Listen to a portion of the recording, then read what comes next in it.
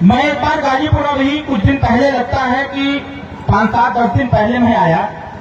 एक गांव में हमारे अवधेश राजभर जी हैं जो मीडिया का काम देखते हैं। खड़े हो अवधेश भाई, जोरदार ताली बजा के स्वागत करिए। अवधेश भाई हैं, सुदामा दादाजी खड़ा हो जा। ये लोग बहुत पुराने नेता हैं। माला पहना जी, दादाजी का माला पहनाइए। अवधेश जी और सुदामा दादाजी मतलब बहुत पुराने नेता हैं। इन लोगों को देख करके हम लोगों के अंदर जान आती है कि इतने वरिष्ठ हैं। दादाजी को माला पहनाइए। इतने वरिष्ठ हैं और इतनी वरिष्ठता के बाद भी कोई कार्यक्रम आप नहीं छोड़ते, चाहे जहां जाना हो वहां चले जाते हैं। हमारे बीच में बहुत सारे ऐसे पदाधिकारी हैं जिनके आशीर्वाद और सहयोग से आज सुहेलदेव भारतीय समाज पार्टी उत्तर प्रदेश से नहीं पूरे देश में चल रही है। अभी आपको जानकारी के लिए बताएं, दिल्ली में हम लोग चुनाव लड़ रहे हैं। आज के 20 साल पहले जब कभी चर्चा होती थी, अभी हमारे माननीय प्रमुख जी ने कहा कि मेरा इस गांव से संबंध 19 साल से। मैं 20 साल पहले की बात कर रहा हूं। 20 साल पहले हम लोग जिस चीज को झेलते थे, 20 साल पहले कोई ये पूछता था कि इधर कहीं राजभर जी का गांव है तो कोई बताता नहीं। गांव छोड़िए, जाति का नाम लेने पर लोग यह समझते थे कि यह जाति कहां से आ गई। आप जरा सोचिए, आने वाले 2 तारीख को बसंत पंचमी का अवसर है। माता जी, मेरा आप सबसे अनुरोध है, जैसे हम लोग पूजा करते हैं ना, हम लोग बताइए जोर से, हाँ या ना? सब लोग पूजा करते हैं ना? कितने लोग पूजा करते हैं? जरा हाथ उठाइए तो मैं एक बात आपको बताऊं। चलो हाथ उठाइए। सब लोग करते हैं, मैं भी करता हूं। मैं रोज पूजा करता हूं और रोज मैं अपने दादी का और नवदुर्गा माता जी का और राजा सुहेलदेव जी का मैं रोज पूजा करता हूं। और जब भी पूजा करता हूं तो आप किसी भी फोटो में देखेंगे, जिस दिन मैं पूजा करता हूं उसे चंदन लगा कर मैं निकलता हूं। और जब क्षेत्र में निकल लेता हूं तो पूजा नहीं कर पाता, बस याद कर लेता हूं। जानते हैं क्या है? 2 तारीख को, 2 फरवरी को बसंत पंचमी है। कितने लोगों को पता है कि 2 तारीख को बसंत पंचमी है? जरा हाथ है। उस दिन सरस्वती माता जी की पूजा होती है ना। और 2 तारीख को राजा सुहेलदेव राजभर जी की जयंती है। कुछ पता है आप लोगों को?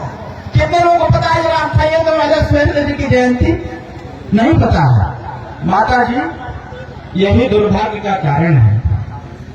इसीलिए आज समाज के प्रति लोग इच्छा जाहिर नहीं करते हैं कि इनको भी कुछ दिया जाए। आप जरा सोचिए, एक राजा सुहेलदेव राजभर इस देश में एक ऐसा महायुद्ध, महाघनघोर महायुद्ध लड़े थे कि जो महाभारत का इतिहास है, उस इतिहास महाभारत के युद्ध से बड़ा महायुद्ध राजा सुहेलदेव राजभर जी लड़े थे।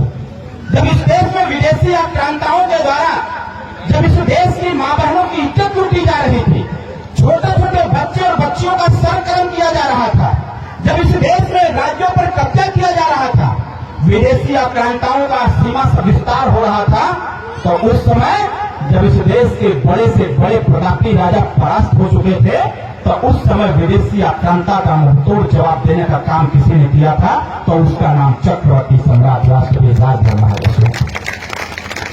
2 तारीख को सरस्वती पूजा है, सबको पता है, लेकिन 2 ही तारीख को राजा सुहेलदेव राजभर जी की जयंती है। हमको आपको जयंती भी मनाने की आवश्यकता है। हम तो आग्रह करेंगे माताओं आपसे, जहां आप पूजा पाठ करती हैं, अरे मत फोटो हो, लेकिन राजा सुहेलदेव राजभर जी को याद करके अगरबत्ती जरूर जलाइएगा।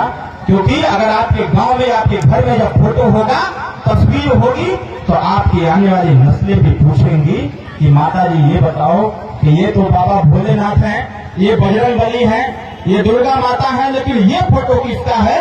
जब आप बताएंगे कि ये फोटो चक्रवर्ती सम्राट राष्ट्रपति राजभर महाराजा सुहेलदेव राजभर का है, तो कोई भी आने वाले समयों में किसी भी राजभर समाज को भरवा कहते हुए नहीं पाया जाएगा। यह स्पष्ट रूप से कहना चाहता हूं। आज पूरे देश में, पूरे दुनिया में यह पीला गमछा लगा करके कोई कहीं चला जाए, इस पीले गमछे को देख करके लोग कहते हैं कि राजा सुहेलदेव राजभर जी और ओम प्रकाश राजभर जी की पार्टी। माताओं, हमारे वरिष्ठ कार्यकर्ता साथी, हमारे युवा साथी, आगे जो भी लड़ाई है हमारे आपके कंधे पर है। इस मंच पर हमारे पार्टी के बहुत पदाधिकारी बैठे हुए हैं। ये एक छोटी सी झांकी है, और जिस दिन गाजीपुर में युवा मोर्चा का एक्चुअल में कार्यक्रम होगा तैयारी के साथ। उस दिन एक नजीर पेश करेगा, उत्तर प्रदेश में दिखाने का काम किया जाएगा कि अभी तो महिलाओं ने कहा, बड़े बुजुर्गों ने कहा, अब इस पार्टी को सत्ता शासन में ले जाने के लिए युवाओं ने भी लड़ाई ले लिया है।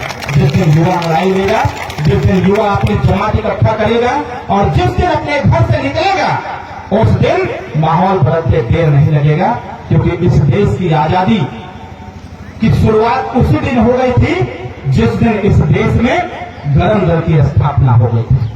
गरम दल मतलब यह महात्मा गांधी जी के नेतृत्व में जब बातचीत चालू हुई 1905 में, तो सबसे पहले आपस में ही मार झगड़ा करने का लोगों ने काम किया। दो दल बने, एक नरम दल, एक गरम दल। नरम दल तो हमारी पार्टी चला ही रही है और गरम दल की शुरुआत आज युवा मोर्चा के माध्यम से कर दिया गया है।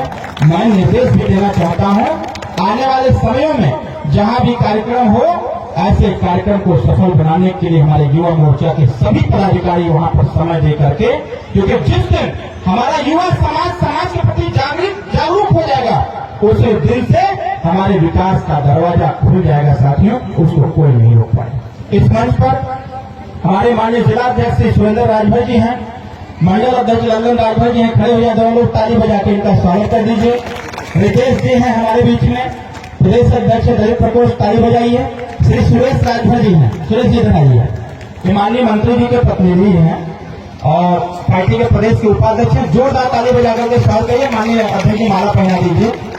सुरेश जी हैं माननीय बाबू जी के प्रतिनिधि हैं, जो भी समस्याएं, काम धंधा, सारी चीजें ये देखते हैं। और सुरेश जी, एक आपसे अनुरोध भी हमारा होगा, जिस रास्ते से हम आए हैं, इस गांव की डिमांड भी है कि इस रास्ते पर लिखन पढ़न हो जाए, तो बाबू जी के पैड पर इस रास्ते को लिख दीजिएगा और उसको पंचू करने का काम किया जाएगा सरकारी पैसे से। अगर यह काम हो जाता है तो अच्छी बात क्या होगी, आप इसको प्लीज प्रोसीड करिएगा।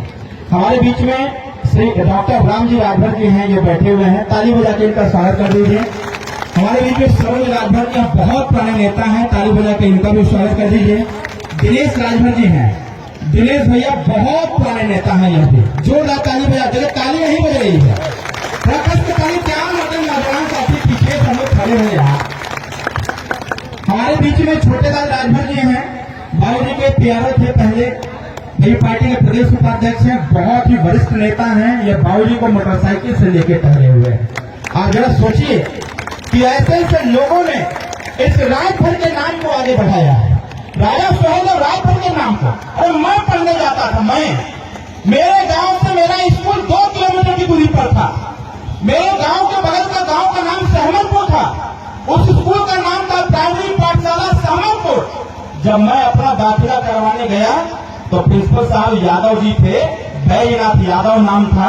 उन्होंने जब हमारा परिचय पूछा, तुम्हारा क्या नाम है, जब मैं बताया कि मेरा नाम अरविंद राजभर है, तो हमसे पूछे कि अरविंद राजभर कौन होता है जी। एडमिशन मैंने नहीं लिया, हमको नहीं लूंगा एडमिशन, और अपने चाचा जी के साथ गया था, मैं वापस आ गया।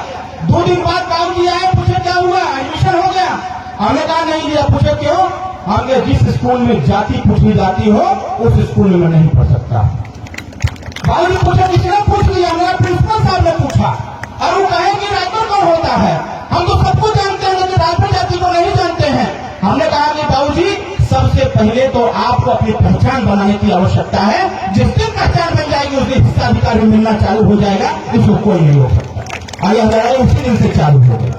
पहले तो पूछते थे कि ये कौन है, और आज राजभर का नाम लेने पर लोग कहते हैं कि राजभर मतलब चक्रवर्ती सम्राट राष्ट्रपति राजभर महाराजा सुहेलदेव राजभर। हमारे बीच में श्री मुन्ना राजभर जी हैं, बहुत ही वरिष्ठ नेता है, उधर खड़े हैं, ताली बजा के उनका स्वागत कर दीजिए। श्यामजीत राजभर जी हैं, ये भैया बैठे हैं, ताली बजा के स्वागत। ये सब पुराने नेता हैं, मतलब ये पार्टी के वो लोग हैं कि इस पार्टी की नींव है ये लोग। आप लोगों के ही वजह से, आप लोगों की देन है कि पार्टी यहाँ तक है। हमारे बीच में श्री बबलू राजभर जी हैं, मंडल अध्यक्ष हैं युवा मोर्चा के, ताली बजा के उनका स्वागत कर दीजिए। ईश्वर से कमलापुरी जी हैं, खड़े जगह सलाहकार साहब है, जोरदार ताली बजा के इनका स्वागत कर दीजिए। हमारे बीच में राका राजभर जी हैं, विधानसभा अध्यक्ष हैं राका राजभर जी, ताली बजा के स्वागत कर दीजिए। देवनाथ राजभर जी हैं, देवनाथ राजभर जी हमारे बीच में शिव चरण राजभर जी हैं, ब्लॉक अध्यक्ष सादात, ताली बजा के इनका भी स्वागत कर दीजिए। हमारे बीच में पप्पू राजभर जी हैं, ब्लॉक अध्यक्ष सैदपुर, इधर नहीं दिख रहे थे। हमारे बीच में जयलाल राजभर जी हैं, पार्टी के वरिष्ठ नेता हैं, जोरदार ताली बजा कर स्वागत। गंगा सागर राजभर जी, सुंदरम राजभर जी, लालजी राजभर जी, राजनाथ राजभर जी, राजनाथ ऐसा नहीं दिख रहे थे, वो है, जोरदार ताली बजा के स्वागत करिए। आनंद शर्मा जी, हमारे आनंद शर्मा जी उधर बैठे हैं, ताली बजा के इनका स्वागत कर दीजिए। चमचम सिंह जी इधर कहीं होंगे, जोरदार ताली बजाइए। प्रभाकर जायसवाल जी वो बैठे हैं, हमारे व्यापार प्रकोष्ठ के प्रदेश अध्यक्ष हैं, जोरदार ताली बजाइए। इन लोगों से पैसा लेना है ना भाई, पैसा व्यापार प्रकोष्ठ ही दे पाएगा ना, तो कम से कम उनके नाम पर ताली बजा दीजिए। हमारे बीच में श्री डब्बू सिंह जी हैं, पूर्व जिला पंचायत सदस्य रहे हैं, जोरदार ताली बजा के स्वागत कर दीजिए। सुनील राजभर जी जो विधानसभा मीडिया प्रभारी हैं, इनके भी नाम पर जोरदार ताली बजा करके स्वागत कर दीजिए। और आज इस पार्टी में जो लोग पार्टी की सदस्यता ले रहे हैं, श्री राम रतन राजभर जी, संजय कुमार जी, पप्पू गौड़ जी, वीरेंद्र वर्मा जी, गुड्डू कुमार जी। हमारे बीच में बाला कुमार जी, इंद्रेश कुमार जी, इनके नाम पर जोरदार ताली बजा करके स्वागत कर दीजिए। इन्हीं के साथ साथ हमारे शक्ति सिंह जी हैं, शक्ति सिंह जी खड़े हो जाए, जोरदार ताली बजा कर इनका स्वागत कर दीजिए। आज सोहेल भारतीय समाज पार्टी की सदस्यता ले रहे हैं, माननीय जिलाध्यक्ष जी, इनको भी माला पहना करके स्वागत कर दीजिए।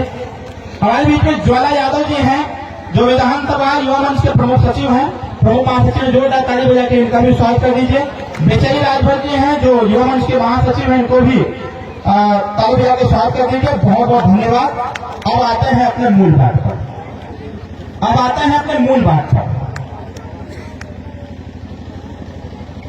संजय कुमार जी कहाँ हैं? संजय कुमार जी जो हमारे अनुसूचित प्रकोष्ठ के प्रदेश उपाध्यक्ष के पद की घोषणा भी इनकी हो रही है, जोरदार ताली बजा करके स्वागत करिए। ये कोचिंग भी चलाते हैं फ्री वाला। बैठिए। ये हो गया स्वागत का कार्यक्रम खत्म। अब आते हैं मूल बात पर। समय हो गया है ज्यादा। अभी माननीय नेताजी ने एक जीरो पॉवर्टी स्कीम लागू किया है। जीरो पॉवर्टी मतलब यह कि मंत्री जी ने कहा कि एक ऐसी स्कीम हम देंगे जिससे कि जिसके पास आवास नहीं हो पाया है उसको आवास मिल जाए। जैसे क्या हुआ कि 2-3 फीट अगर ईंटे की दीवार लगा लिया और उसका मिट्टी रख करके करकट रख दिया तो अधिकारी लोग कहते हैं कि अब ये आवास का पात्र ये नहीं है। अगर कोई ईंटा लगा करके मड़ई रख दिया है तो कहते हैं कि इनको आवास नहीं देना है। तो इस प्रकार की समस्याएं हम लोग पूरे प्रदेश में जब घूमे और जब माननीय नेताजी को पंचायती राज मंत्री बनाया गया तो हम सब लोगों ने जब अध्ययन किया तो यह पता चला कि महात्मा गांधी जी और डॉक्टर बी आर अम्बेडकर साहब कहा करते थे कि सरकारें जब आवे तो कोई ऐसी स्कीम लागू करे जिससे कि सभी गरीबों का सर्वांगीण विकास हो। ये जो आज हम लोग जीरो पॉवर्टी स्कीम लागू किए हैं, यह स्कीम आज की नहीं है। यह डॉक्टर बी आर अम्बेडकर साहब की शुरुआत थी। उनका सपना देखा हुआ था और उस सपने को किसी ने पूरा करने का काम किया तो उसका नाम ओम प्रकाश राजभर। आज जीरो पॉवर्टी स्कीम में जो योजना बनाई गई है, अधिकारी गांव तक आए होंगे, प्रधान के माध्यम से तमाम तरह की जांच किए होंगे, लेकिन कार्यकर्ताओं को भी निर्देश दिया गया कि हो सकता है अधिकारी बदमाशी करे, वो कुछ लोगों का नाम आवास की पात्रता सूची में न जुड़े, तो इसके वजह से फार्म भरवाया गया था कि सभी कार्यकर्ता गांव में जाकर के उस फार्म को भर दे और फोटो खींच करके उसके साथ संलग्न कर दे। जिसको आवास अधिकारी नहीं दे पाएंगे उसके आवास की सूची सीधे लखनऊ से माननीय मंत्री जी के नेतृत्व में बन करके जिले में आएगी ताकि अधिक से अधिक लोगों को उसको लाभान्वित कराया जा सके। यह लड़ाई माननीय प्रकाश राजभर ने लड़ने का था। अभी जैसे जनवरी का माह चल रहा है, 27 जनवरी तक अटल आवासीय विद्यालय में एडमिशन होना। यह अटल आवासीय विद्यालय है कौन सा? हमारे कार्यकर्ता हैं, हम लोग पहले बोलते थे कि इस देश में अगर नियम एक है, संविधान एक है, देश एक है तो पढ़ाई भी एक प्रकार की होनी चाहिए। यह बात हम लोग बोला करते थे कि जब अपनी पार्टी की सरकार आएगी तो हम लोग निःशुल्क शिक्षा देने का काम करेंगे, एक प्रकार की शिक्षा देने का काम करेंगे। 2017 में जब माननीय ओम प्रकाश राजभर जी और मैं जब मंत्री हम दोनों लोग बने तो सरकार में जाने के बाद पार्टी के एजेंडे को लागू करने की व्यवस्था बनाई गई और 2018-19 में एक व्यवस्था केंद्र सरकार और प्रदेश सरकार ने मिला करके अटल आवासीय विद्यालय बनाया। जिन लोगों का श्रम कार्ड, जॉब कार्ड बना होगा, अगर उनके घर में उनकी बिटिया है या उनका लड़का है तो उसका एडमिशन अटल आवासीय विद्यालय में कक्षा 5 से 12 तक पढ़ने के लिए बिना पैसे की व्यवस्था करा दी गई है, जिसका एडमिशन अभी चल रहा है। आपके गाजीपुर जनपद में जो श्रम कार्यालय होगा, वहां पर जाकर के अपना जो जॉब कार्ड आपका बना होगा उसको दिखा करके आप अपनी बेटी के लिए या बेटा के लिए फार्म ले लीजिए और 25 तारीख के पहले उसको जमा करवा दीजिए। जब जमा करवा देंगे उसका एडमिशन होगा 12 फरवरी को इसका एग्जाम होगा।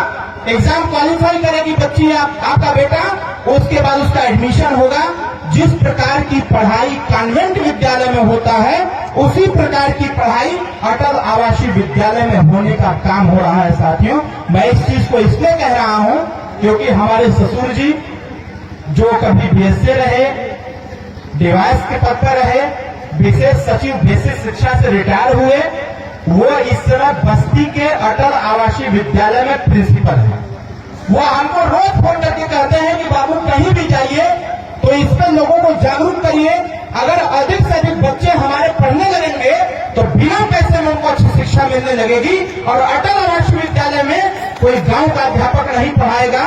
अटल आवासीय विद्यालय में जितने retired IAS, retired IPS, retired PCS, केंद्रीय विद्यालय के प्रिंसिपल, सैनिक विद्यालय के प्रिंसिपल या कोई आर्मी से रिटायर्ड अधिकारी है, ऐसे लोग उसमें पढ़ाने का काम कर रहे हैं। इसलिए मैं इस चीज को पार्टी ने मिलकर के अगर यह देने का काम किया है तो इसको आप सब लोगों को फॉलो करने की आवश्यकता है। और इसके साथ साथ जो हमारे युवा साथी बेरोजगारी चरम सीमा पर, यह बात विपक्ष भी कह रहा है, इसका समाधान क्या? इसका समाधान जब इस बार माननीय मंत्री ओम प्रकाश राजभर जी बने हैं तो आज की कैबिनेट से पास हुआ कि जितने भी बेरोजगार युवा हैं कक्षा 8 पास हो और 40 साल की अवस्था से कम हो, ऐसे लोगों को उत्तर प्रदेश का कोई भी बैंक हो, सरकार के माध्यम से निर्देश है कि वह बैंक किसी भी बेरोजगार युवा को 5 लाख रुपए का लोन बिना गारंटी के और बिना ब्याज का सरकार दिलाने का काम कर रही है। 5 लाख रुपया युवा लेगा और लेकर के अपना रोजगार करेगा, वह कहीं मड़ई में बैठ करके ताश खेलने का काम नहीं करेगा। साथियों, अभी आपने देखा होगा कुछ दिन पहले 31 दिसंबर 2024 को मैं माननीय प्रधानमंत्री जी के यहाँ गया था। कितने लोगों ने फोटो देखा था प्रधानमंत्री जी के साथ? मैं प्रधानमंत्री जी से 7 मिनट का समय मिला था, मात्र 7 मिनट का। लेकिन जब बातचीत होने लगी तो वह 7 मिनट की बैठक 1 घंटे में बदल गई।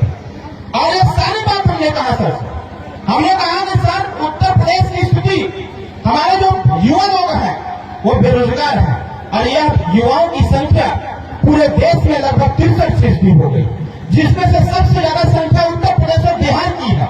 अगर इनको नहीं रोका गया, इनको रोजगार नहीं दिया गया, इनकी व्यवस्थाएं नहीं बनाई गई तो आने वाले समयों में क्रांति का रूप पकड़ेगा, फिर उसको हम लोग कंट्रोल नहीं कर पाएंगे। उन्होंने पूछा क्या किया जाए, क्योंकि हम पूरा लिस्ट बना के लेके गए थे, ड्राफ्टिंग करके लेकर के गए थे।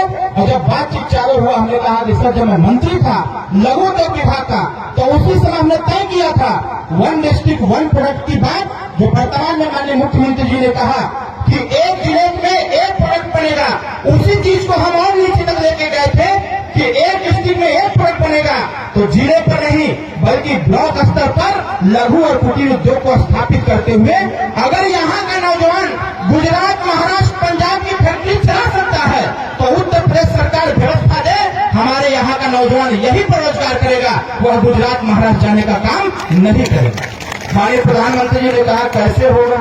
हमने कहा सर सरकार आपकी है, व्यवस्था है आपके पास, पैसा है आपके पास, बस इसको लागू करने की आवश्यकता। आप जरा कल्पना करिए, अगर यहाँ व्यवस्थाएं प्रोवाइड कराई जाए, जो फैक्ट्री गुजरात में लगी है अगर वही फैक्ट्री उत्तर प्रदेश के पूर्वांचल में लगना चालू हो जाए तो फिर हमारे प्रदेश का पूर्वांचल का नौजवान बाहर काहे के लिए जाएगा? इसलिए साथियों, यह लड़ाई बहुत बड़ी है। आने वाले समयों में जैसे आपके घर की बेटियां हैं, बच्चियां हैं, सबसे बड़ा बोझ बेटियों को इस समाज में समझा जाता है।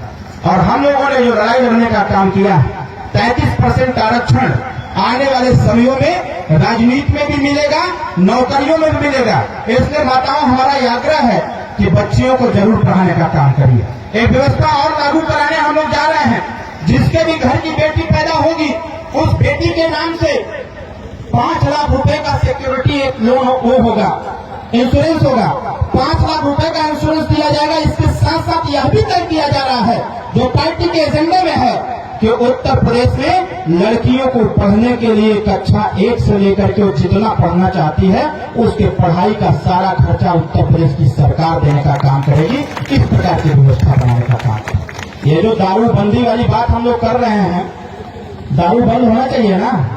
कितने लोग चाहते हैं कि दारू बंद हो जाए? जरा हाथ उठाएं। हम सब लोग चाहते हैं कि दारू बंद हो। आपको बताएं, एक साल दारू उत्पादन में 23,000 करोड़ रुपया लगाया जाता है। एक बार मैं जब भाषण दे रहा था, किसी सज्जन ने कहा कि जिसको दारू नहीं मिलेगा, जो पी रहा होगा वो मर जाएगा। हमने कहा सही कह रहे हैं। कोरोना काल आया था, लॉकडाउन लग गया था। लॉकडाउन में 7 महीना दारू की दुकान बंद रही। दारू की दुकान छोड़िए, किसी सड़क पर कोई साइकिल से नहीं, पैदल नहीं टहल सकता था। पुलिस वाले लेके लाठी डलवा देते थे। अगर कोई कहीं जाता था तो उसको तुरंत कोरोना साबित करा करके उसको क्वारंटीन कर दिया गया। चलो तुम अब अंदर जाओ, तुमको घर जाने की आवश्यकता नहीं है। आप जरा सोचिए, हमसे लोगों ने प्रश्न किया कि अगर इसको दारू नहीं मिलेगा तो मर जाएगा। हमने कहा कि पूरे लॉकडाउन के दरमियान क्या किसी न्यूज चैनल पर या किसी पेपर में या सोशल मीडिया में कहीं पर यह मिला कि व्यक्ति दारू न पीने से मर गया? बल्कि हर न्यूज चैनल पर यह दिखा कि ऑक्सीजन न मिलने से व्यक्ति मर गया, सही ट्रीटमेंट न मिलने से व्यक्ति मर गया, दवाई न मिलने से व्यक्ति मर गया और सही समय पर अस्पताल न पहुंचने से व्यक्ति मर गया। कहीं पर यह नहीं मिला कि उत्तर प्रदेश में दारू न पीने से व्यक्ति मर गया। बल्कि जब लॉकडाउन नहीं लगा था तो मुझे याद है, मेरे बनारस का सोनपुर 250 लोग दारू पीने से मर गए थे। कुशीनगर जनपद में 150 लोग मर गए थे। आजमगढ़ में लगभग 58 लोग मरे थे। अम्बेडकर नगर में 36 लोग मरे थे। जनपद बलिया के भेड़िया में 49 लोग मरे थे। आपके इसी गाजीपुर में 9 लोग मरे थे दारू पीने से। इसी बात को हम लोगों ने कहा और इसलिए हमने तय किया कि उत्तर प्रदेश में जो 23,000 करोड़ दारू पर लगाया जाता है, ये दारू बंद करा करके 23,000 करोड़ रुपए का प्रयोग बच्चियों की पढ़ाई पर लगाया जाएगा और नौजवानों को रोजगार पर लगाया जाएगा, ताकि देश का प्रदेश प्रगति के रास्ते पर। इसलिए साथियों, मैं बहुत ज्यादा कुछ नहीं कहते हुए, आप लंबे समय से यहाँ बैठे हैं, आप सब लोगों को बहुत बहुत बधाई देते हुए और गायक साथियों को धन्यवाद देते हुए, पत्रकार भाइयों को धन्यवाद देते हुए, मैं सभी उपस्थित कार्यकर्ताओं को धन्यवाद देते हुए, कार्यक्रम के आयोजक साथियों को बहुत बहुत धन्यवाद देते हुए मैं अपनी वाणी को विराम देता हूँ। जो जहाँ बैठा हो वहीं खड़े हो जाए, जो जहाँ बैठे हैं वहीं खड़े हो जाएं। और एक आवश्यक निर्देश देते हुए, 2 फरवरी को महाराजा सुहेलदेव राजभर जी की जयंती है। बताएं जयंती कितने लोग मनाएंगे? जरा हाथ उठाइए। 2 फरवरी को सब लोग मनाएंगे ना? देखिए हाथ नीचे कर। 10 जून को विजय दिवस है। और 3 साल से, जब पिछला तीसरा साल था तो हमने कहा कि बाबूजी विजय दिवस का कार्यक्रम थोड़ा सा बदलने की आवश्यकता है। बाबूजी ने पूछा क्या किया जाए? हमने कहा कि जब भगवान राम रावण का वध करके जब अयोध्या आए थे तो उनका स्वागत लोगों ने किस चीज से किया था? दिया जला के किया था। हमने कहा कि 10 जून को हम लोग विजय दिवस पर हर घर पर दिया जलाएंगे और वह प्रक्रिया चालू हो गई। अब है बसंत पंचमी 2 तारीख को महाराजा सुहेलदेव राजभर जी की जयंती है। हम चाहेंगे कि 2 तारीख को हम सब लोग अपने अपने घरों में राजा सुहेलदेव राजभर जी का पूजा किया जाए, जिससे कि जो लोग कहते हैं कि जो समाज अपना इतिहास नहीं जानता, अपने बड़े बुजुर्गों की कदर नहीं करता, वह समाज देश में कभी तरक्की नहीं कर सकता। तो 2 तारीख को सुहेलदेव जयंती मनेगा कि नहीं मनेगा? कितने लोग मनाएंगे? जरा हाथ उठाइए। 2 तारीख को सुहेलदेव जयंती मनाना है। इन्हीं के शब्दों के साथ, एक नारे के साथ हम बोलेंगे, फिर आप बोलिएगा। महाराजा सुहेलदेव राजभर अमर रहे, महाराजा सुहेलदेव राजभर अमर रहे, भारतीय समाज पार्टी जिंदाबाद, भारतीय समाज पार्टी जिंदाबाद।